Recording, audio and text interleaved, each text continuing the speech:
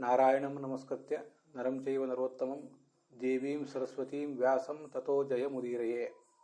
ಅಹೋ ದೇವರ್ಷಿರ್ಧನ್ಯೋಯಂ ಯಃ ಕೀರ್ತಿಂ ಶಾರ್ಂಗಧನ್ವನಃ ಗಾಯನ್ ಮಾಧ್ವ್ಯಾ ಗಿರಾತಂತ್ರ್ಯ ರಮಯತ್ಯಾತುರಂ ಜಗತ್.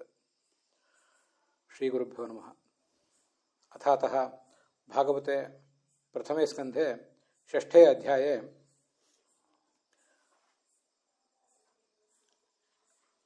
ಅಷ್ಟತ್ರಿಂಶತ್ತಮಃ ಶ್ಲೋಕಃ 38ನೇ ಶ್ಲೋಕಃ ವ್ಯಾಖ್ಯಾಸ್ಯತೆ ವಿವಿಧೈಃ ವ್ಯಾಖ್ಯಾನೈಃ ಪುರಸ್ಸರಮೇವ.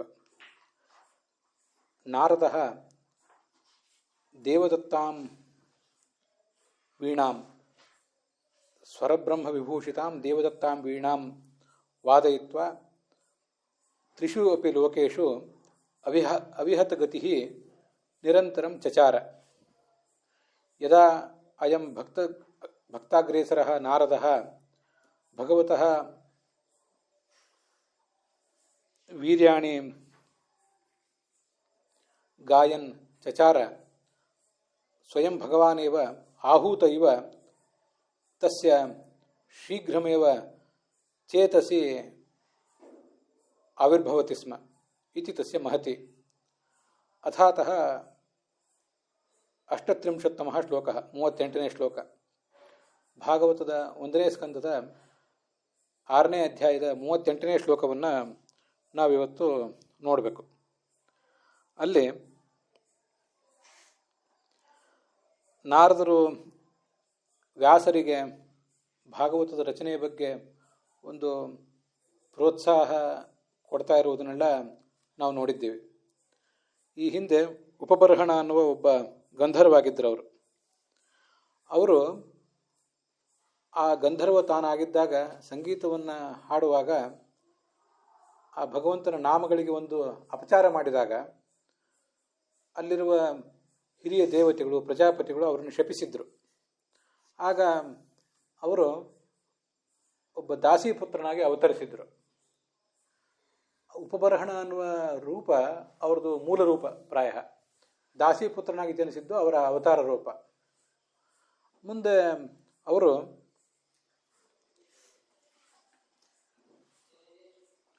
ಭಗವಂತನ ಪ್ರಾರ್ಥನೆಯನ್ನು ಮಾಡಿದರು. ಭಗವಂತ ಅವರಿಗೆ ಒಂದು ಬಾರಿ ದರ್ಶನ ಕೊಟ್ಟ.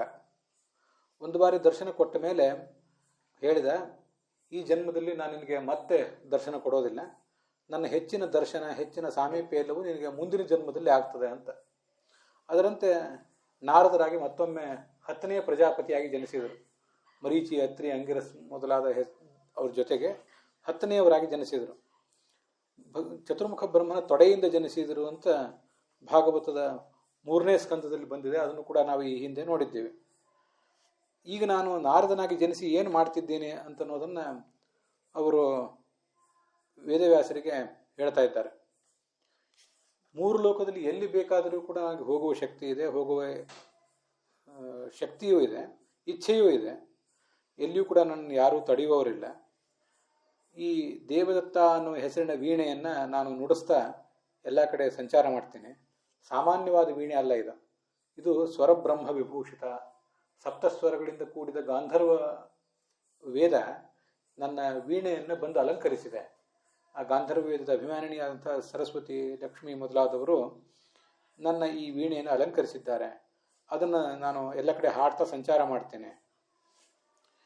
ಅದರಲ್ಲಿ 37ನೇ ಶ್ಲೋಕ ಕಳೆದ ದಿವಸ ಬಂದಿತ್ತು. ಹೊಸ ಶ್ರೋತೃಗಳ ಅನುಕೂಲಕ್ಕಾಗಿ ಸ್ವಲ್ಪ ಅದನ್ನು ಹೇಳ್ತೇನೆ. ನಾನು ಹೀಗೆ ಎಲ್ಲ ಕಡೆ ಗಾಯನ ಮಾಡ್ತಾ ಸಂಚಾರ ಮಾಡ್ತೀನಲ್ಲ, ಇದರಿಂದ ನನಗೇನು ಪ್ರಯೋಜನ?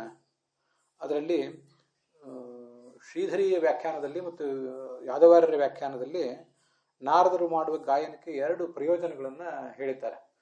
ಅದರಲ್ಲಿ ಸ್ವಪ್ರಯೋಜನ ಏನು, ನನಗೇನು ಪ್ರಯೋಜನ ಅಂದರೆ, ಸ್ವಯಂ ಭಗವಂತ ನನ್ನ ಗಾಯನವನ್ನು ಕೇಳಿ ನನ್ನ ಹೃದಯದಲ್ಲಿ ಬಂದು ನಿಲ್ತಾನೆ.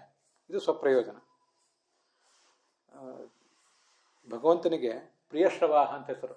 ನಮ್ಮ ಶ್ರವಣವನ್ನು ನಾವು ಮಾಡುವ ಈ ಸಂಗೀತ, ಪಾಠ, ಪ್ರವಚನ ಮೊದಲಾದವುಗಳನ್ನು ಭಗವಂತ ಕೇಳಿ ಬಹಳ ಸಂತೋಷ ಪಡ್ತಾನೆ. ಅಂಥ ಆ ಭಗವಂತ ಈ ನನ್ನ ಮನಸ್ಸಿನಲ್ಲಿ ಬಂದು ನೆಲೆ ನಿಲ್ತಾನೆ. ಇದು ಮೊದಲ ಪ್ರಯೋಜನ, ನಾರದರಿಗೆ ಆಗುವ ಸ್ವಪ್ರಯೋಜನ ಇದು.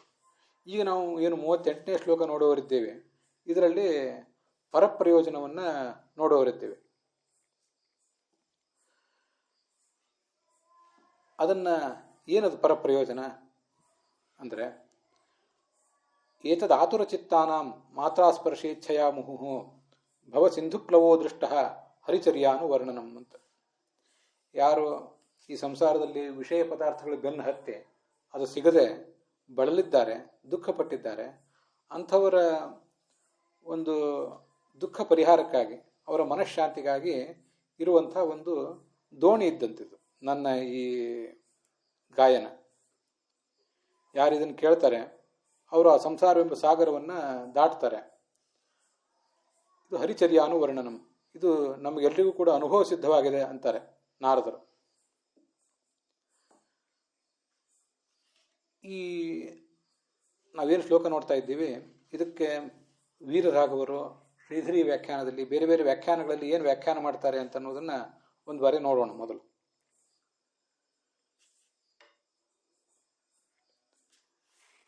ಹೆಚ್ಚು ಕಡಿಮೆ ಶ್ರೀಧರಿಯ ವ್ಯಾಖ್ಯಾನವನ್ನು ನಮ್ಮ ಯಾದವಾರ್ಯರ ವ್ಯಾಖ್ಯಾನವೂ ಕೂಡ ಹೋಲ್ತದೆ. ಸ್ವಲ್ಪ ಹೆಚ್ಚು ಕಡಿಮೆ ಅವೇ ಅಂಶಗಳೇ ಅಲ್ಲಿ ಕಂಡು ಬರ್ತವೆ. ಅವರು ಪರಪ್ರಯೋಜನ ಇದನ್ನಂತೆ ಹೇಳ್ತಾರೆ. ಹಿಂದಿನ 37ನೇ ಶ್ಲೋಕದಲ್ಲಿ ಬಂದದ್ದು ಸ್ವಪ್ರಯೋಜನ. ಭಗವಂತ ನಾರದರ ಹೃದಯದಲ್ಲಿ ಬಂದು ನೆಲೆಸ್ತಿದ್ದದ್ದೇನಿದೆ ಅದು ಸ್ವಪ್ರಯೋಜನ. ಇನ್ನು ಜಗತ್ತಿಗೆ ಅದರಿಂದ ಸಂತೋಷ ಆಗುವುದು, ತಾಪ ಪರಿಹಾರ ಆಗುವುದು ಏನಿದೆ ಅದು ಪರಪ್ರಯೋಜನ ಅಂತ ಹೇಳ್ತಾರೆ. ಮಾತ್ರಾಸ್ಪರ್ಶೇಚ್ಛೆಯ ಅಂತ ಅಲ್ಲಿರೋ ಶಬ್ದ. ಯಾಕೆ ಸಂಸಾರದಲ್ಲಿ ಬಳಲಿದ್ದಾರೆ ಜನ ಅಂದರೆ ಮಾತ್ರಾಸ್ಪರ್ಶೇಚ್ಛೆಯ. ಮಾತ್ರ ಅಂದರೆ ಮಾತ್ರಾಹ ವಿಷಯ, ಶ್ರೀಧರಿಯ ವ್ಯಾಖ್ಯಾನದಲ್ಲಿ ವಿಷಯ ಪದಾರ್ಥಗಳು. ಅವುಗಳ ಸ್ಪರ್ಶ ಅಂದರೆ ಅವುಗಳ ಭೋಗ. ಆ ಭೋಗದಿಂದ ಈ ಭೋಗ ಮಾಡಬೇಕು ಅನ್ನೋ ಬಯಕೆ, ಆ ಬಯಕೆ ಈಡೇರದೇ ಇರುವುದು, ಇಂಥವೆಲ್ಲ ಕಾರಣಗಳಿಂದಾಗಿ ಸಂಸಾರದ ಜನ ಬಳಲಿದ್ದಾರೆ. ಅವರ ಮನಸ್ಸು ಖಿನ್ನ ಆಗಿದೆ. ಅಂಥ ಜನರಿಗಾಗಿ ಈ ಭಗವಂತನ ಕಥೆಯನ್ನು ನಾವು ಹಾಡಿದರೆ, ವರ್ಣನೆ ಮಾಡಿದರೆ, ಅದು ಆ ಸಂಸಾರದಲ್ಲಿ ಬಳಲಿರುವಂತಹ ಸಂಸಾರದ ಸಾಗರದಲ್ಲಿ ಮುಳುಗಿ ಹೋಗ್ತಾ ಇರುವಂತಹ ಜನರಿಗೆ ಒಂದು ದೋಣಿಯಂತೆ ಆಗ್ತದೆ. ನ ಕೇವಲ ಶ್ರುತಿ ಪ್ರಮಾಣೇನ ಕಿಂತು ಅನ್ವಯ ವ್ಯತಿರೇಕಾಭ್ಯಾಂ ದೃಷ್ಟ ಏವ ಇತ್ಯರ್ಥ. ತುಂಬ ಅಲ್ಲಿ ಭವಸಿಂಧು ಪ್ಲವೋ ದೃಷ್ಟ ಅಂತಿದೆಯಲ್ಲ, ಈ ಮಾತಿಗೆ ಬಹಳ ಮಹತ್ವ ಇದೆ. ಇದು ನ ಕೇವಲ ಶ್ರುತಿ ಪ್ರಾಮಾಣ್ಯನ, ಶಾಸ್ತ್ರ ಹೇಳಿದೆ, ಶಾಸ್ತ್ರ ಹೇಳಿದ್ದನ್ನು ಕೇಳಿ ಭಗವಂತನ ಕೀರ್ತನೆಯಿಂದ ಸಂಸಾರ ಸಾಗರವನ್ನು ನಾವು ದಾಟಬಲ್ಲೆವು ಅಂತೇನು ನಾವು ತಿಳ್ಕೊಂಡಿದ್ದೇವಲ್ಲ. ಕೇವಲ ಶಾಸ್ತ್ರವನ್ನು ಯಾರೋ ಹೇಳಿದ್ದನ್ನ, ಯಾರೋ ಕೇಳಿದ್ದನ್ನ, ನಾವು ಉಪದೇಶದ ಪರಂಪರೆಯನ್ನು ಕೇಳಿದ್ದನ್ನು ನಂಬಬೇಕಾಗಿಲ್ಲ. ನಾನು ಇದನ್ನು ನೋಡಿದ್ದೇನೆ ಅಂತಾರೆ ನಾರದರು. ಅದು ಅನ್ವಯ ವ್ಯತಿರೇಕಾಭ್ಯಾಮ್. ತರ್ಕದ ಪ್ರಾಥಮಿಕ ಪರಿಚಯ ಇದ್ದವರಿಗೂ ಅನ್ವಯ ವ್ಯತಿರೇಕ ಅಂದರೆ ಏನಂತ ಗೊತ್ತಿದೆ. ಅನ್ವಯ ಅಂದರೆ ಕಾರಣ ಇದ್ದಾಗ ಕಾರ್ಯ ಇರುವುದು, ವ್ಯತಿರೇಕ ಅಂದರೆ ಕಾರಣ ಇಲ್ಲದೆ ಇದ್ದಾಗ ಕಾರ್ಯ ಇಲ್ಲದೆ ಇರುವುದು, ಅಥವಾ ಕಾರ್ಯ ಇಲ್ಲದೆ ಇದ್ದಾಗ ಕಾರಣ ಇಲ್ಲದೆ ಇರುವುದು. ಇದನ್ನು ಅನ್ವಯ ವ್ಯತಿರೇಕ ಅಂತಾರೆ.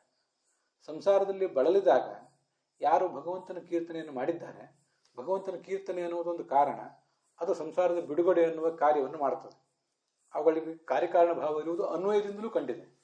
ಇನ್ನು ಯಾರೋ ಭಗವಂತನ ಕೀರ್ತನೆಯನ್ನು ಮಾಡಿಲ್ಲ, ಅವರು ಸಂಸಾರದ ಬಿಡುಗಡೆಯನ್ನು ಹೊಂದದೆ ಮತ್ತೆ ಮತ್ತೆ ಬಳಲಿ ಸಂಕಷ್ಟಕ್ಕೊಳಗಾಗಿದ್ದೂ ಕಂಡಿದೆ. ಕಾರಣ ಇದ್ದಾಗ ಕಾರ್ಯ ಇರುವುದು ಕಂಡಿದೆ, ಕಾರಣ ಇಲ್ಲದೇ ಇದ್ದಾಗ ಕಾರ್ಯ ಇಲ್ಲದೆ ಇರುವುದು ಕೂಡ ಕಂಡಿದೆ. ಹೀಗೆ ಅನ್ವಯ ವ್ಯತಿರೇಕಾಭ್ಯಾಮ್ ಅಂತ ಅದಕ್ಕೆ ಅವರು ಅರ್ಥ ಬರೆದಿದ್ದಾರೆ. ಎರಡನ್ನೂ ನಾವು ಗಮನಿಸಬೇಕು ಅಂತ. ದೃಷ್ಟ ಅಂತಂದರೆ ಕೇವಲ ಶಾಸ್ತ್ರ ಓದುವುದಲ್ಲ, ಶಾಸ್ತ್ರ ಓದಿದ್ದನ್ನು ಅನುಭವಕ್ಕೆ ತಂದುಕೊಳ್ಬೇಕು. ಅನುಭವಕ್ಕೆ ಯಾರು ಸಂಸಾರ ಸಾಗರದಲ್ಲಿ ಬಳಲಿದ್ದಾರೆ ಅವರು ಏನಾದರೂ ಭಗವಂತ ನಾಮಸ್ಮರಣೆ ಮಾಡಿದರೆ ಅವ್ರಿಗೊಂದಿಷ್ಟು ನೆಮ್ಮದಿ ಸಿಗೋದು ಕಂಡಿದೆ ನಮ್ಮ ಜಗತ್ತಿನಲ್ಲಿ. ಯಾರು ಮಾಡಿಲ್ಲ ಅವರಿಗೆ ನೆಮ್ಮದಿ ಸಿಗದೇ ಇರುವುದು ಕಂಡಿದೆ. ನಾರದರು ಅಂಥವ್ರನ್ನ ಅನೇಕ ಜನರನ್ನು ನೋಡಿದ್ದಾರೆ. ಮತ್ತು ನಮಗೂ ಕೂಡ ಸಂಸಾರದಲ್ಲಿ ನಾವು ಬೇರೆ ಬೇರೆಯವರನ್ನು ಗಮನಿಸಿದಾಗ ನಮಗದೆಲ್ಲ ಗೊತ್ತಾಗ್ತದೆ. ಇನ್ನು ವೀರರಾಘವರು ಇದಕ್ಕೆ ಏನು ವ್ಯಾಖ್ಯಾನ ಮಾಡಿದ್ದಾರೆ ಅಂತ ನೋಡಬೇಕು. ದೃಷ್ಟ ಅಂತ ಅಲ್ಲಿ ಶಬ್ದ ಇದೆಯಲ್ಲ, ಅವರು ದೃಷ್ಟ ಅಂತ ಇಟ್ಕೊಂಡಿಲ್ಲ, ಅದೃಷ್ಟ ಅಂತ ಇಟ್ಕೊಂಡಿದ್ದಾರೆ. ಪ್ರಾಯ ಅದಷ್ಟು ಒಳ್ಳೆ ಪಾಠ ಅಲ್ಲ, ಇಟ್ಕೊಂಡಿದ್ದಾರೆ. ಆದರೂ ಅದೇನು ಅಂತ ಹೇಳ್ತೇನೆ. ಉಳಿದಿದ್ದೆಲ್ಲ ವಿಷಯ ಇಷ್ಟೇ, ಹರಿಚರಿತ್ರ ವರ್ಣನೆ ಅವೆಲ್ಲ ಇಷ್ಟೇ. ಮಾತ್ರ ಅಂದರೆ ಶಬ್ದಾದಿ ವಿಷಯಗಳು, ಅವುಗಳ ಸ್ಪರ್ಶ ಅಂದರೆ ಭೋಗ ಅನುಭವ, ಅದರಿಂದ ಪೀಡಿತರಾದವರು ಜನ, ಅದೆಲ್ಲ ಅರ್ಥ ಒಂದೇ. ತೇಷಾಂ ಜನಾನಾಂ ಭವಸಿಂಧೋಹೋ ಪ್ಲವಃ, ಸಂಸಾರವೆಂಬ ಸಾಗರದ ಒಂದು ದೋಣಿ ಇದ್ದಂತೆ, ಸಾಗರವನ್ನು ದಾಟಿಸಲಿಕ್ಕೆ ಒಂದು ದೋಣಿ ಇದ್ದಂತೆ. ಸಹಿ ಯಸ್ಮಾತ್ ಕಾರಣಾತ್ ಅದೃಷ್ಟೋ ನಷ್ಟೋ ಭವತಿ. ಅದು ಇಂಥ ಒಂದು ದೋಣಿ ಅದು ನಷ್ಟ ಆಗಿ ಹೋಗ್ತದೆ ಕೆಲವರ ಪಾಲಿಗೆ. ಕೆಲವರು ಆ ದೋಣಿಯನ್ನು ಏರಲಾರದೆ ಅವಕಾಶ ಕಳ್ಕೋತಾರೆ, ಕೆಲವರು ಅವಕಾಶವನ್ನು ಉಪಯೋಗ ಮಾಡಿಕೊಂಡು ಮೇಲೆ ಏರ್ತಾರೆ ಅಂತ ಹೀಗೆ ಅದರ ತಾತ್ಪರ್ಯ ಕಾಣಿಸ್ತದೆ. ಅಂತೂ ಅವರು ಅದೃಷ್ಟ ಅಂತ ಇಟ್ಕೊಂಡಿದ್ದಾರೆ. ಅದೇನಷ್ಟು ಒಳ್ಳೆ ಪಾಠ ಅಲ್ಲ, ಅದೃಷ್ಟ ಅಂತ ಅನ್ನೋದೇ ಉತ್ತಮವಾದಂಥ ಪಾಠ. ಇದಲ್ಲದೆ ಈ ರಾಧಾಕೃಷ್ಣರು ಅಂತ ಒಬ್ಬರದ್ದು ವ್ಯಾಖ್ಯಾನ ಇದೆ. ಅವರು ಕೂಡ ಹೆಚ್ಚು ಕಡಿಮೆ ಶ್ರೀಧರಿಯ ವ್ಯಾಖ್ಯಾನವನ್ನೇ ಅವಲಂಬಿಸಿರ್ತಾರೆ. ಆದರೂ ಅನೇಕ ಬಾರಿ ಅವರನ್ನು ಕೂಡ ನಾನು ಅವ್ರು ಏನು ಹೇಳ್ತಾರೆ ಅಂತ ಅನ್ನೋದನ್ನು ಗಮನಿಸ್ತಾ ಇರ್ತೇನೆ. ದೃಷ್ಟ, ಅವರು ಕೂಡ ದೃಷ್ಟ ಅಂತಲೇ ಇಟ್ಕೊಂಡಿದ್ದಾರೆ. ಅದೃಷ್ಟ ಅಂತ ಪಾಠ ಇಟ್ಕೊಂಡವರು ವೀರರಾಘವರೊಬ್ಬರೇ. ಆ ದೃಷ್ಟ ಅನ್ನುವ ಪಾಠವೇ ಹೆಚ್ಚು ಯೋಗ್ಯವಾದ್ದು. ಅಂತೂ ಈ 3 ಪಾಠಗಳನ್ನು ನೋಡಿದ್ದಾಯಿತು. ಮುಂದೆ ವಿಜಯಧ್ವಜರು ಇದಕ್ಕೆ ಏನು ಅರ್ಥ ಹೇಳ್ತಾರೆ, ಹಾಗೆ ಯಾದವಾರ್ಯರು ಏನು ಅರ್ಥ ಹೇಳ್ತಾರೆ ಅಂತನ್ನೋದೊಂದನ್ನು ಇವತ್ತು ನಾವು ನೋಡಬೇಕು. ಹರಿಚರ್ಯಾನುವರ್ಣನಂ ಅಂದರೆ ಸಮಾಧಿ ಭಾಷೆಯ ಭಗವಚ್ಚರಿತಾನುವರ್ಣನಂ. ಇದು ಸಮಾಧಿ ಭಾಷೆಯ ಅಂತ ಮತ್ತೊಂದು ಶ್ರೀ ವಿಜಯಧ್ವಜರು ನೆನಪು ಮಾಡಿಕೊಂಡ್ರು. ಸಮಾಧಿನ ಅನುಸ್ಮರ ಯದ್ವಿಚೇಷ್ಟಿತಂ. ಹಿಂದೆ ವೇದವ್ಯಾಸರಿಗೆ ನಾರದರು ಭಿನ್ನವಿಸ್ಕೊಂಡಿದ್ರು. ಏನಂತ, ನೀವು ಮಹಾಭಾರತಾದಿ ಗ್ರಂಥಗಳನ್ನು ಬೇಕಾದಷ್ಟು ರಚನೆ ಮಾಡಿದ್ದೀರಿ, ಭಗವಂತನ ಮಹಿಮೆಯನ್ನು ಅಲ್ಲೇ ನೀವು ಕಡಿಮೆ ಹೇಳಲಿಲ್ಲ. ವಸ್ತುತಃ ಭಗವಂತನ ಮಹಿಮೆಯನ್ನು ಅತಿ ಹೆಚ್ಚು ಹೇಳುವುದು ಮಹಾಭಾರತವೇ ಭಾಗವತಕ್ಕಿಂತ. ಆದರೆ ಅಲ್ಲಿ ಹೇಳಿದ್ದು ಭಗವಂತನ ಮಹಿಮೆ ಅಂತ ಅನೇಕ ಜನರಿಗೆ ಗೊತ್ತಾಗದೇ ಹೋಯಿತು. ಅದು ಸಮಸ್ಯೆ. ಅದಕ್ಕಾಗಿ ನೀವೀಗ ಸಮಾಧಿ ಭಾಷೆಯಿಂದ ಅಂದರೆ ಸ್ಪಷ್ಟವಾಗಿ ಭಗವಂತನ ಮಹಿಮೆಯನ್ನು ಹೇಳುವಂಥ ಒಂದು ಗ್ರಂಥವನ್ನು ರಚನೆ ಮಾಡಿದೆ. ಸಮಾಧಿ ಅಂದರೆ ಸಮಾಧಿ ಸ್ಥಿತಿಗೆ ಹೋಗ್ತಾರಲ್ಲ ಕೆಲವರು, ಧ್ಯಾನ ಮಾಡುವಾಗ ಸಮಾಧಿ ಸ್ಥಿತಿ, ಅದಲ್ಲ. ಸಮಾಧಿ ಭಾಷೆ ಅಂದರೆ ಸ್ಪಷ್ಟವಾಗಿ ಭಗವಂತನನ್ನು ವರ್ಣನೆ ಮಾಡುವಂಥ ರೀತಿ. ಸಮಾಧಿ ಭಾಷೆ, ಗುಹ್ಯ ಭಾಷೆ, ದರ್ಶನ ಭಾಷೆ ಅಂತ ಬೇರೆ ಬೇರೆ ಶೈಲಿಗಳು. ಅದರಲ್ಲಿ ಸಮಾಧಿ ಭಾಷೆ ಅಂದರೆ ವಿಷಯವನ್ನು ಸ್ಪಷ್ಟವಾಗಿ ನಿರೂಪಿಸುವುದಕ್ಕೆ, ಕೇಳಿದವರೆಲ್ಲರಿಗೂ ಅದು ಸ್ಪಷ್ಟವಾಗಿ ತಿಳಿದಿರಬೇಕು, ಹಾಗೆ ನಿರೂಪಿಸುವುದನ್ನು ಸಮಾಧಿ ಭಾಷೆ ಅಂತಾರೆ. ಸಮಾಧಿ ಭಾಷೆಯಿಂದ ಭಗವಂತನ ಚರಿತ್ರೆಯನ್ನು ವರ್ಣನೆ ಮಾಡುವುದೇನಿದೆ, ಈಗ ನಾರದರು ಏನು ಮಾಡ್ತಿದ್ದಾರೆ, ಗಾನ ಮಾಡ್ತಿದ್ದಾರೆ. ನಾರದರು ಹೋದ ಮೇಲೆ ವೇದವ್ಯಾಸರು ಭಾಗವತದ ರಚನೆ ಕೂತ್ಕೋತಾರೆ. ಆ ಚರಿತ್ರದ ವರ್ಣನೆ, ಈಗ ನಾರದರು ಮಾಡ್ತಿರುವ ಕೀರ್ತನವೂ ಆಯಿತು, ಮುಂದೆ ವ್ಯಾಸರು ಮಾಡಬೇಕಾಗಿರುವಂಥ ಭಗವತ್ ಚರಿತ್ರದ ವರ್ಣನೆ ಏನಿದೆ, ಇದೆಲ್ಲವೂ ಕೂಡ ಸಂಸಾರದಲ್ಲಿ ಸಂಸಾರವೆಂಬ ಸಾಗರದಲ್ಲಿ ಬಳಲುವವರಿಗೆ ಒಂದು ದಿವ್ಯೌಷಧ ಇದ್ದಂತೆ. ಹೇಗೆ ಅಂದರೆ ಅದೇ ಮಾತ್ರ ಸ್ಪರ್ಶ ಇಚ್ಛೆ. ಮಾತ್ರ ಅಂದರೆ ವಿಷಯ, ಅದರ ಸ್ಪರ್ಶ ಅಂದರೆ ಭೋಗ. ಅಪ್ರಾಪ್ತಿ ನಿಮಿತ್ತಂ ಆತುರ ಚಿತ್ತಾನ. ಹೀಗೆ ಅಪ್ರಾಪ್ತಿ ನಿಮಿತ್ತಂ ಅಂತಲೂ ತಿಳ್ಕೋಬಹುದು, ಪ್ರಾಪ್ತಿ ನಿಮಿತ್ತಂ ಅಂತಲೂ ತಿಳ್ಕೋಬಹುದು. ವಿಷಯ ಪದಾರ್ಥಗಳೇನಿವೆ, ವಿಷಯ ಪದಾರ್ಥಗಳು ಸಿಕ್ಕರೂ ಅದರಿಂದ ಸುಖ ಆಗಿಬಿಡ್ತದ, ಆಗೋದಿಲ್ಲ. ಸಿಗದೆ ಹೋದರೆ ಅವಾಗಂತೂ ದುಃಖ ಆಗೋದು ನಿಶ್ಚಿತ. ಏನೇನೇನೋ ಬಯಸ್ತೇವೆ, ರೂಪ, ರಸ, ಗಂಧ, ಸ್ಪರ್ಶ, ಶಬ್ದ ಇವನ್ನೆಲ್ಲ ನಾವು ಬಯಸ್ತೇವೆ. ಆದರೆ ಸಿಕ್ಕರೂ ದುಃಖ, ಸಿಗದೇ ಇದ್ರೂ ಅದರಿಂದ ದುಃಖ ಇದೆ. ಸಿಗಲಿಲ್ಲಲ್ಲ ಅಂತ ದುಃಖ, ಸಿಕ್ಕ ಮೇಲೆ ಕೂಡ ಅದನ್ನು ನಮಗೆ ಬೇಕಾದಷ್ಟು ಸುಖ ದೊರೆಯಲಿಲ್ಲಲ್ಲ, ವಿಷಯ ನಮ್ಮ ಕೈ ಬಿಟ್ಟು ಹೋಯ್ತಲ್ಲ ಅಂತ ದುಃಖ. ಹೀಗೆ ಆ ದುಃಖಗಳ ಒಂದು ಚಿತ್ರಣ ಇರ್ತದೆ. ತಯೋರೇಕ ಪಿಪ್ಪಲ್ ಸ್ವಾದ್ವತ್ತಿ ಅನಷ್ಟನ್ನನ್ಯೋ ವಿಚಾಕಶೀತಿ ಅಂತ ಮಾತಿದೆಯಲ್ಲ, ಅಲ್ಲಿ ವಾದಿರಾಜ ಸ್ವಾಮಿಗಳು ಟಿಪ್ಪಣಿಯಲ್ಲಿ ಬರೀತಾರೆ. ಈ ಜಗತ್ತಿನ ಸುಖ ಹೇಗೆ ಅಂದರೆ, ನಾವೇನೇನು ಕರ್ಮಗಳನ್ನು ಮಾಡಿ ಅದರ ಫಲವನ್ನು ಅನುಭವಿಸುವಂಥ ನಮ್ಮದೊಂದು ಅಪೇಕ್ಷೆ ಇದೆಯಲ್ಲ, ಇದು ಹೇಗೆ ಅಂದರೆ ಸುಖ ಕಡಿಮೆ, ಅದರ ಪರಿಶ್ರಮ ಬಹಳ. ಅಡುಗೆ ಮಾಡಿದಂತೆ ಅಂತ ಒಂದು ಉದಾಹರಣೆ ಕೊಡ್ತಾರೆ ವಾದಿರಾಜ ಸ್ವಾಮಿಗಳಲ್ಲಿ. ಅಡುಗೆ ಮಾಡಲಿಕ್ಕೆ ಸಿದ್ಧತೆ ಎಷ್ಟು, ಅಡುಗೆ ಮಾಡಿದ ಮೇಲೆ ಅದನ್ನು ತೊಳೆದು ಬೆಳೆದು ಸ್ವಚ್ಛ ಮಾಡುವ ಶ್ರಮ ಎಷ್ಟು, ಇಷ್ಟೆಲ್ಲ ಇರ್ತದೆ. ಅದು ಸುಖ ಎಷ್ಟು, ಹೊಟ್ಟೆ ನಾಲ್ಗೆ ಮೇಲೆ ಅದು ಪದಾರ್ಥವನ್ನು ಇಟ್ಟಾಗ ಸವಿ ಆಗೋದು, ಮುಂದೆ ಹೊಟ್ಟೆ ತುಂಬೋದು. ಅದೆಷ್ಟು ಕಾಲ, ಉಣ್ಣುವುದಕ್ಕಿಂತ ಮುಂಚೆ ಹಸಿವೆ ಸಂಕಟ, ಉಂಡ ಮೇಲೆ ಹೊಟ್ಟೆ ಭಾರ, ಮಲ್ಕೋಬೇಕು ಅನ್ನಿಸ್ತದೆ. ಇಷ್ಟು ದುಃಖ ಇದೆ ಅದರಲ್ಲಿ, ಸುಖ ಮಾತ್ರ ಕಡಿಮೆ ಇದೆ ಅಂತ ಒಂದು ಉದಾಹರಣೆ ಕೊಡ್ತಾರೆ. ಆದ್ದರಿಂದ ಇಲ್ಲಿ ಅಪ್ರಾಪ್ತಿ ನಿಮಿತ್ತಂ ಅಂತಿದೆಯಲ್ಲ, ಅದನ್ನು ನಾವು ಇನ್ನೊಂದು ತಿಳ್ಕೊ. ಪ್ರಾಪ್ತಿ ನಿಮಿತ್ತವೂ ಹೌದು, ಸಿಕ್ಕರೂ ದುಃಖವೇ, ಸಿಗದೇ ಇದ್ರಂತೂ ದುಃಖ ನಿಶ್ಚಿತ. ಹೀಗೆ ವಿಷಯ ಪದಾರ್ಥಗಳ ಸಂಪರ್ಕವೇ ಇಂಥದ್ದು. ಆದ್ದರಿಂದ ಕೃಷ್ಣ ಮನಸಾಂ ಪುಂಸಾಂ ಭವಸಿಂಧು ಪ್ಲವ ಸಂಸಾರ ಸಾಗರ ತರೀ ವಿಶೇಷ. ಯಾವುದರಿಂದ ದೃಷ್ಟ, ವಿಜಯಧ್ವಜರು ಹೇಳೋದು ಇನ್ನೂ ಚೆನ್ನಾಗಿದೆ. ವೀರರಾಘವರು ಹೇಳಿದರು, ಶ್ರೀಧರಿ ವ್ಯಾಖ್ಯಾನದಲ್ಲಿ ಬಂತು, ಅನ್ವಯ ವ್ಯತಿರೇಕದಿಂದ ತಿಳಿದು ಬಂತು ಅಂತ. ವಿಜಯಧ್ವಜರು ಹೇಳ್ತಾರೆ, ಸಾಕ್ಷಿ ಪ್ರಮಾಣದಿಂದ ನಮಗೆ ಸಿಕ್ಕಿದೆ ಅಂತ.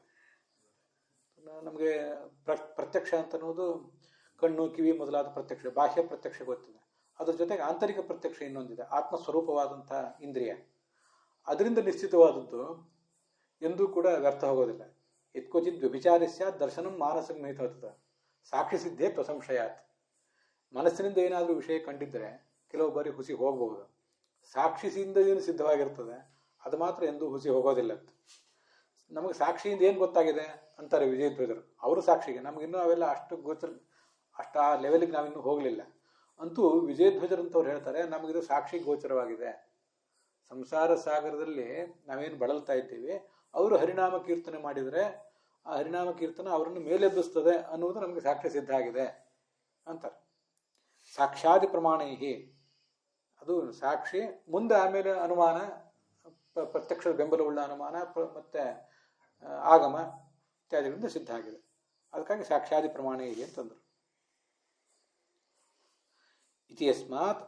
ತಸ್ಮಾತ್ ಸಾತ್ವಿಕ ಹಿತಾಯ ಶೈವ ವರ್ಣೀಯ. ಇಷ್ಟೆಲ್ಲ ಮಹತ್ವ ಅದಕ್ಕಿರೋದ್ರಿಂದ ಸಜ್ಜನರ ಹಿತಕ್ಕಾಗಿ ಇದನ್ನೇ ವರ್ಣನೆ ಮಾಡಬೇಕು. ಮುಂದೆ ಯಾದವಾರ್ಯರ ವ್ಯಾಖ್ಯಾನದಲ್ಲಿ ಹೇಗೆ ಹೇಳ್ತಾರೆ, ಪರಪ್ರಯೋಜನಂಚ ವದನ್ ಉಪಸಂಹರತೆ. ಯಾದವಾರ್ಯರು ಮತ್ತು ಶ್ರೀಧರಿ ವ್ಯಾಖ್ಯಾನ ಎರಡರಲ್ಲೇ ನಾವು ಬರೋದಿತ್ತು. 37ನೇ ಶ್ಲೋಕ ಸ್ವಪ್ರಯೋಜನವನ್ನು ಹೇಳಿತ್ತು, ಭಗವಂತನ ಹೃದಯದಲ್ಲಿ ನೆಲೆಗೊಳ್ಳೋದು. ಇದು 38ನೇ ಶ್ಲೋಕ ಪರಪ್ರಯೋಜನವನ್ನು, ಜನರಿಗೆ ಏನು ದುಃಖ ಆಗ್ತದೆ ಆ ಪರಪ್ರಯೋಜನವನ್ನು ಇದು ಹೇಳ್ತದೆ ಅಂತ. ಮಾತ್ರಾಹ ಅಂದರೆ ವಿಷಯ, ಇದೆಲ್ಲ ಸಮಾನವಾದ ಅರ್ಥನೆ. ಅಂಥವರಿಗೆ ಯಾರಿಗೆ ದುಃಖ ಆಗಿದೆ, ಅದನ್ನು ಪಡ್ಕೊಳ್ಬೇಕು ಅನ್ನುವ ಹಂಬಲದಿಂದ ಯಾರು ದುಃಖಕ್ಕೊಳಗಾಗಿದ್ದಾರೆ ಅವರಿಗೆ ಇದೊಂದು ನೌಕೆ ಇದ್ದಂತೆ. ನ ಕೇವಲ ಶ್ರುತಿ ಪ್ರಾಮಾಣ್ಯನ ಕಿಂತು ಅಸ್ಮದಾದಿಭಿ ದೃಷ್ಟ. ನಾರದರು ಹೇಳ್ತಿದ್ದಾರೆ, ನಮ್ಮಂಥವ್ರಿಗೆ ಇದು ಕಂಡಿದೆ. ತಸ್ಮಾತ್ ತ್ವಮಪಿ ತಲ್ಲೋಕಹಿತಾಯ ಕುರು ಇತಿ ಆಶಯ. ಇಲ್ಲಿಗೆ 38ನೇ ಶ್ಲೋಕ ಮುಗಿತು. ಇವತ್ತು ಪ್ರವಚನದ ಆರಂಭದಲ್ಲಿ ನಾರಾಯಣಂ ನಮಸ್ಕೃತ್ಯ ಅಂತ ಮಹಾಭಾರತದಲ್ಲೂ ಬರ್ತದೆ, ಭಾಗವತದಲ್ಲೂ ಬರ್ತದೆ, ಅದೊಂದು ಮಂಗಾಚರಣೆ ಹೇಳಿದೆ. ಅದಾದಮೇಲೆ ಇನ್ನೊಂದು ಶ್ಲೋಕ ಹೇಳಿದೆ, ನಾರದರ ವರ್ಣನೆ ಕುರಿತಾದ. ಅಲ್ಲಿ ನಾರಾಯಣಂ ನಮಸ್ಕೃತ್ಯ ನರಂ ಚೈವ ನರೋತ್ತಮಂ ಅನ್ನುವಲ್ಲಿ ನಾರಾಯಣನಿಗೆ, ಲಕ್ಷ್ಮೀದೇವಿಗೆ, ಸರಸ್ವತಿ, ಭಾರತಿ ಮತ್ತು ಶೇಷದೇವ, ಮುಖ್ಯಪ್ರಾಣ, ವ್ಯಾಸ ಎಲ್ರಿಗೂ ನಮಸ್ಕಾರ ಬಂತು. ನಾರದರನ್ನು ಕುರಿತಾದ ಒಂದು ಶ್ಲೋಕ ಈ ಅಧ್ಯಾಯದ ಕೊನೆಯಲ್ಲಿದೆ. ಈ ಹಿಂದೆ ಪ್ರವಚನದಲ್ಲಿ ಒಂದೆರಡು ಸರಿ ಅದನ್ನು ಹೇಳಿದ್ದೆ. ಅದನ್ನು ಈಗ ಇನ್ನೊಂದು ಸರಿ ಅದನ್ನು ಮಂಗಲಾಚರಣದಲ್ಲೇ ಸೇರಿಸ್ತಾ ಇದ್ದೀನಿ. ಈ 6ನೇ ಅಧ್ಯಾಯ ಮುಗಿಯೋ ತನಕವೂ ಯಾಕೆ, ಏನು ಮಹತ್ವ ಅದಕ್ಕಂದರೆ, ಭಗವಂತನನ್ನು ಭಾಗವತರು ಅನೇಕ ಕಡೆ ಕೊಂಡಾಡಿದ್ದೆಲ್ಲ ಕೇಳಿ ಬರ್ತದೆ. ಭಗವಂತನೇ ಭಾಗವತರನ್ನು ಕೊಂಡಾಡಿದಂಥ ಒಂದು ಅಪರೂಪದ ಶ್ಲೋಕ ಇದು. ಮಹಾಭಾರತದಲ್ಲಿ ಶಾಂತಿ ಪರ್ವ ಅಥವಾ ಅನುಶಾಸನ ಪರ್ವದಲ್ಲಿ ಒಂದು ಇಡೀ ಅಧ್ಯಾಯದಲ್ಲಿ ಕೃಷ್ಣ, ಯಾದವ ಕೃಷ್ಣ ತನ್ನ ತಂದೆ ವಸುದೇವನಿಗೆ ನಾರದರ ಮಹಿಮೆಯನ್ನು ವರ್ಣನೆ ಮಾಡ್ತಾನೆ. ಅದನ್ನು ಈ ಹಿಂದಿನ ಪ್ರವಚನದಲ್ಲಿ ಹೇಳಿದ್ದೆ. ಈಗ ವಾಸಿಷ್ಠ ಕೃಷ್ಣ, ಈ ವ್ಯಾಸ, ವೇದವ್ಯಾಸ ದೇವರು ತನ್ನ ಭಕ್ತನ ಮಹಿಮೆಯನ್ನು ವರ್ಣನೆ ಮಾಡ್ತಿದ್ದಾರೆ. ಅಹೋ ದೇವರ್ಷಿರು ಧನ್ಯೋಯಂ. ಯಾಕಂದರೆ ಮುಂದಿನ 41ನೇ ಶ್ಲೋಕದಲ್ಲಿ ನಾರದರು ಹೊರಟೋದ್ರು ಅಂತಿದೆ. ಮುಂದೆ ಈ ಮಾತು ಹೇಳೋರು ಯಾರು? ಕಾವ್ಯದ ಕರ್ತಾನೇ ಹೇಳಬೇಕು. ಅಹೋ ದೇವರ್ಷಿರು ಧನ್ಯೋಯಂ, ಈ ದೇವರ್ಷಿ ಧನ್ಯ. ಕೊನೆಯ ಶ್ಲೋಕ 42ನೇ ಶ್ಲೋಕ. ಯಾಕೆಂದರೆ ಧನುರ್ಧಾರಿಯಾದ ಭಗವಂತನ ಕೀರ್ತಿಯನ್ನು ತನ್ನ ಜೇನಿನಂಥ ಸವಿಯಾದ ಧ್ವನಿಯಿಂದ ಇವನು ವೀಣೆ ಮೂಲಕ ನುಡಿಸ್ತಾ ಎಲ್ಲ ಕಡೆ ಸಂಚಾರ ಮಾಡ್ತಿದ್ದಾನಲ್ಲ. ರಮಯತಿ ಆತುರಂ ಜಗತ್, ದುಃಖಾತುರವಾದ ಜಗತ್ತಿಗೆ, ದುಃಖದಿಂದ ಉದ್ವಿಗ್ನವಾದ ಜಗತ್ತಿಗೆ ಸಮಾಧಾನ ಕೊಡುವುದಕ್ಕಾಗಿ ಇವರೆಲ್ಲ ಸಂಚಾರ ಮಾಡ್ತಿದ್ದಾರಲ್ಲ, ಅದರಿಂದ ಇವನು ಧನ್ಯ ಅಂತ ಸ್ವಯಂ ಭಗವಂತ ಭಾಗವತನ ಮಹಿಮೆಯನ್ನು ಹೇಳಿದ್ದು. ಇದು ಈಗ ಯಾಕೆ ಮತ್ತೊಂದ್ಸರಿ ನೆನಪು ಮಾಡ್ಕೊಂಡೆ ಅಂದರೆ, every Saint has A past ಅಂತ ಹೇಳ್ತಿರ್ತಾರೆ ಇಂಗ್ಲೀಷ್ನಲ್ಲಿ. ಪ್ರತಿಯೊಬ್ಬ ಸಂತನು, ಮಹಾತ್ಮನು ಕೂಡ ಒಂದೇ ದಿವಸ ರಾತ್ರೋರಾತ್ರಿ ಸಂತ ಆಗಿರೋದಿಲ್ಲ. ಅವನಿಗೂ ಇನ್ನೊಂದು ಹಿನ್ನೆಲೆ ಇರ್ತದೆ. ಅನೇಕ ಏಳು ಬೀಳುಗಳಿರ್ತವೆ. ಉಪಬರ್ಹಣ ಅನ್ನೋ ಗಂಧರ್ವ ಆಗಿದ್ದ, ಗಾಂಧರ್ವ ತುಂಬ ಸುಂದರನಾಗಿದ್ದ, ಒಳ್ಳೆ ಕಂಠ ಇತ್ತು. ಭಗವಂತನ ಪ್ರೀತಿಗಾಗಿ ಅದನ್ನು ಉಪಯೋಗ ಮಾಡುವುದನ್ನು ಬಿಟ್ಟು ತನ್ನ ಸುತ್ತಮುತ್ತಿದ್ದಂಥ ಸ್ತ್ರೀಯರು, ಅಪ್ಸರ ಸ್ತ್ರೀಯರು, ಗಂಧರ್ವ ಸ್ತ್ರೀಯರು, ಅವರ ಮನ ಮೆಚ್ಚಿಸುವುದಕ್ಕಾಗಿ ಅದನ್ನೆಲ್ಲ ಉಪಯೋಗ ಮಾಡಿಬಿಟ್ಟ. ಆವಾಗ ಅದು ಎಲ್ಲಿ ತನ್ನ ಮನೆಯಲ್ಲಿ ಕೂತ್ಕೊಂಡಲ್ಲ, ದೊಡ್ಡ ದೇವತೆಗಳ ಸಭೆಯಲ್ಲಿ. ಆವಾಗ ಹಿರಿಯ ದೇವತೆಗಳು, ಪ್ರಜಾಪತಿಗಳು, ಚತುರ್ಮುಖ ಮೊದಲಾದವರು ಶಾಪ ಕೊಟ್ಟರು, ಹೋಗಿ ದಾಸಿಪುತ್ರನಾಗ್ಬಿಟ್ಟು. ಅಷ್ಟು ದೊಡ್ಡವನಾಗಿದ್ದವನು ದಾಸಿಪುತ್ರನಾಗಿ ಬಂದು ಬೀಳಬೇಕಾಯ್ತು. ಅವತ್ತು ತನ್ನ ಸಂಗೀತ ವಿದ್ಯೆಯನ್ನು ಯಾರೋ ಸ್ತ್ರೀಯರ ಮನ ಮೆಚ್ಚಿಸ್ಲಿಕ್ಕಾಗಿ ಏನು ಉಪಯೋಗ ಮಾಡಿದ್ದ, ಇವತ್ತು ಅವನು ಇಡೀ ಜಗತ್ತಿನ ದುಃಖ ಪರಿಹಾರ ಮಾಡಲಿಕ್ಕಾಗಿ ಆ ಸಂಗೀತ ವಿದ್ಯೆಯನ್ನು ಉಪಯೋಗ ಮಾಡ್ತಿದ್ದ. ಅಷ್ಟೇ ಸುಂದರವಾದಂಥ ಸವಿಯಾದಂಥ ಧ್ವನಿ ಆತಂದು. ಗಾಯನ್ ಮಾಧ್ಯ ಗಿರಾ ತಂತ್ರ್ಯ, ವೀಣೆಯ ಮೂಲಕ ಅದನ್ನು ನುಡಿಸ್ತಾ ಎಲ್ಲ ಕಡೆ ಸಂಚಾರ ಮಾಡ್ತಿದ್ದಾನೆ. ರಮಯತಿ ಆತುರಂ ಜಗತ್, ದುಃಖಾತುರವಾದ ಜಗತ್ತನ್ನು ಅವನು ಸಂತೋಷಪಡಿಸ್ತಾ ಇದ್ದಾನೆ ಅಂತ 42ನೇ ಶ್ಲೋಕ. ನಮ್ದು ಅಧ್ಯಾಯ ಇನ್ನೂ ಮುಗ್ದಿಲ್ಲ, 38ನೇ ಶ್ಲೋಕ ಮುಗಿದಿದೆ. 39, 40, 41 ಇತ್ಯಾದಿ ಶ್ಲೋಕಗಳನ್ನು ನಾವು ನೋಡಬೇಕಾಗಿದೆ. ಅದನ್ನು ನಾಳೆ ದಿವಸ ನೋಡೋಣ. ಇಲ್ಲಿಗೆ ಇವತ್ತಿನ ಈ ಭಾಗ ಸಮಾಪ್ತವಾಗಿದೆ. ಹೊಸಿಯ ನಾಡಿ ಹೊಟ್ಟೆ ಹೊರೆವ ವಿಷಯದಲ್ಲಿ ರಸಿಕನೆಂದು ಹುಸಿಗೆ ಹಾಕಿದರೂ ಇನ್ನು ಹೃಷಿಕೇಶನೇ, ಈಶನಿನ್ನ ಚರಣ ಭಜನೆ ಆಸೆಯಿಂದ ಮಾಡುವೆ, ದೋಷ ರಾಶಿ ನಾಶ ಮಾಡು ಶ್ರೀಶಕೇಶವ. ಶ್ರೀಕೃಷ್ಣಾರ್ಪಣ ಮಸ್ತು.